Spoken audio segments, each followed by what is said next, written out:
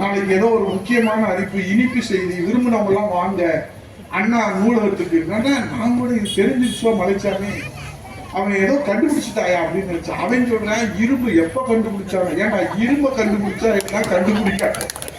ஏன்னா செத்து சுண்ணாம்பா ஆகிட்டு இருக்க கரும்பை பத்தி தமிழகத்துல பேசுறான்னா அவன் இரும்பு எப்ப கண்டுபிடிச்ச? ரொம்ப நாட்டுக்கு முக்கியம். நான் வேணாம்னு சொல்லல, அது யாரும் எழுதி கொடுத்துருக்காங்க பாவம். அவனுக்கு இரும்புனாலும் தெரியாது, கரும்புனாலும் தெரியாது. அவன் இரும்பை கண்டுபிடிச்ச செய்தி சொல்லி இருக்கிறான். ஆனா அப்பதான் தெரியும் டங்ஸ்டன்ல மத்திய அமைச்சர் ரத்து செய்தார்கள். இப்போ உடனே நம்ம அம்பலக்கார பெரியவங்க எல்லாம் கூப்பிட்டு வண்டியில ஏற்றி எங்கடா போறோம், ஆனா வாங்கப்பா போயிட்டு வருவோம் அப்படின்னு சொல்லிட்டு நேரம் சென்னைக்கு போயிட்டாங்க.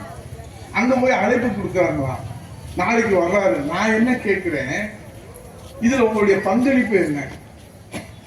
எங்கள் புரட்சி தலைவர் இதயதீபம் அம்மா அவர்கள் முல்லை பெரியாறிலே 142 அடி உடனடியாக உயர்த்த வேண்டும், 152 அடி உயர்த்த வேண்டும் என்று நீண்ட சட்ட போராட்டம் நடத்தி அதில் வெற்றி கண்டு அதை தீர்ப்பை பெற்றுக் கொடுத்ததற்காக விவசாயிகள் இதே மதுரையிலே முல்லை பெரியார் விவசாயிகள் அங்கே நன்றி அறிவிப்பு பேசி அங்கே நடத்தி காட்டுகிறார்கள். காலையிலே 50 ஆண்டு கால உரிமை எம் புரட்சி தலைவர் இதயதீபம் அம்மா அவர்கள், தமிழக சாமி அவர்கள் இந்த டெல்டா பகுதியிலே ஒரு நீண்ட நெடிய சட்ட போராட்டம் நடத்தி காவிரி உரிமையை பெற்று தந்தார்கள். அதனாலே தஞ்சை தரணியிலே புரட்சி தலைவர் அம்மா அவர்களுக்கு அங்கே விவசாயிகள் ஒன்று கூடி நன்றி அறிவிப்பு மாநாடு நடத்தினார்கள்.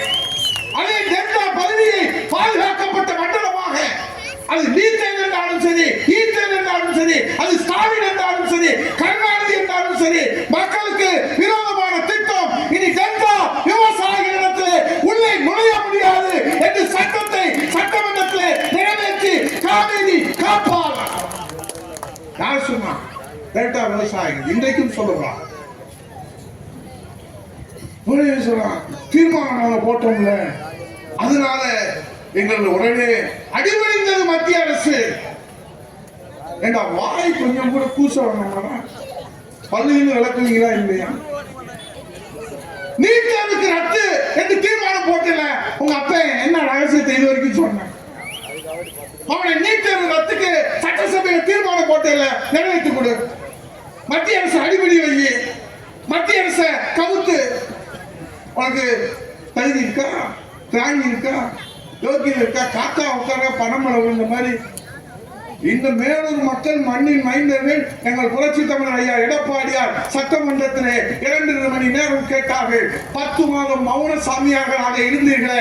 1957 அந்த கனிமவள சட்டத்தை திருத்துகிற போது 38 அந்த சாமியார்கள் அங்கே மௌன சாமியார்களாக ஏன் நீங்கள் மௌனம் காத்தீர்கள் என்று கேள்வி கேட்டார். சாலிடத்திலே பதில் இல்லை, துறைமுகத்திலே பதில் இல்லை. மீண்டும் கேட்டார். புரட்சி தமிழர் ஐயா எடப்பாடியார் அவர்கள் சட்ட திருத்தத்தை கொண்டு வருகிற போது மௌனம் காத்தீர்கள். ஆனால் ஒப்பந்தப்படி கூறுகிற போது அப்போது மௌனம் காத்து 10 மாத காலம் தூங்கியதற்கு பிறகு மண்ணின் மைந்தர்கள் அந்த மேலூர் பகுதி விவசாயிகள் தன்னெழுச்சியாக 1 லட்சம் பேர்கள் ஆர்ப்பாட்ட சட்டவுடன் உடனே